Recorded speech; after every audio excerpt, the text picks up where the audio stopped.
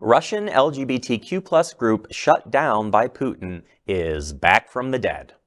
Russia's biggest LGBTQ plus organization is back, less than a year since Vladimir Putin's government forced it to close, suing it for acting under foreign influence as part of a crackdown on gay rights.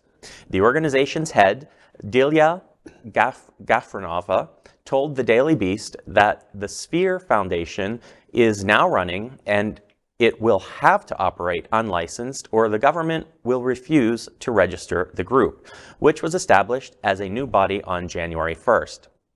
Gafrova said, quote, "As somebody heading Sphere, I really would not have blamed anyone at the time who'd wanted to leave. We already had put up a good fight, had a good run while we could.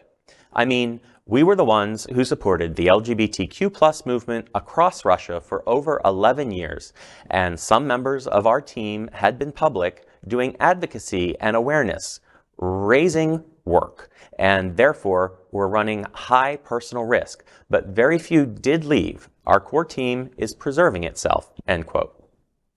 Despite the inability to pay salaries for the last 3 months and having an uncertain future, Delia and her team have continued their work under the radar since September. On December 5th, Putin signed a law that expanded Russia's restrictions on what it calls LGBT propaganda.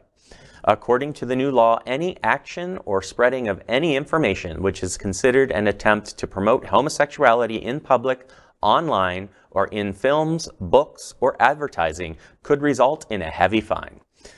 This is, again, straight out of a Putin playbook. We know this is coming. I think the best thing that I can do right now is to remind folks that if you know someone or if you are someone who is living in a state that is threatening your life, there's a great charity out there called the Rainbow Railroad that can help you.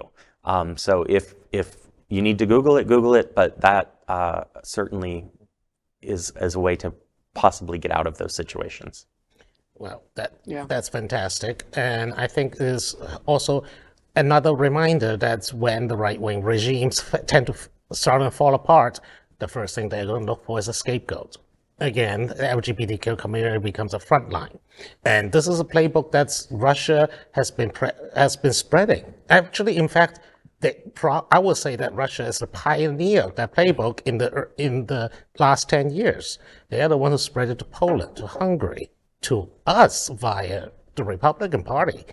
It is. But also, who are we kidding? As we read that law, for example, that Ty read for us, it could easily just be a DeSantis law. It could easily be like absolutely. I mean, we're doing this story. I'm thinking, gosh, this just is so familiar. I mean, DeSantis might want to, but this won't fly even in the most conservative. And the attacks on drag performances don't look unlike.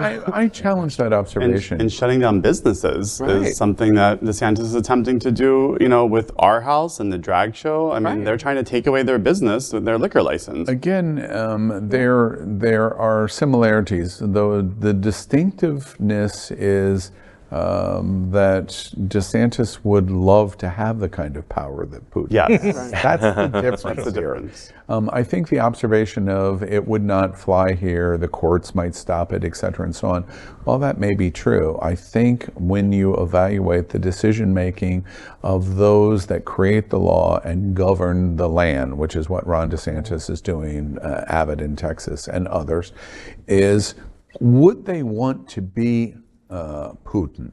Yeah. And would they want to implement law and policy the way Putin has?